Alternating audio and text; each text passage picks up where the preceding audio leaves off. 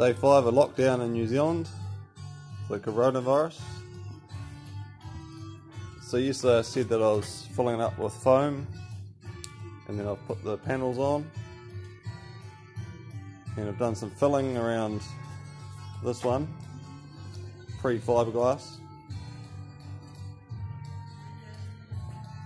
and then I intend to lift the engine from the roof and start building the lift compartment or blower compartment,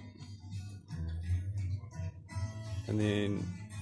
hopefully that's done today, and then I'll move forward onto the cab area.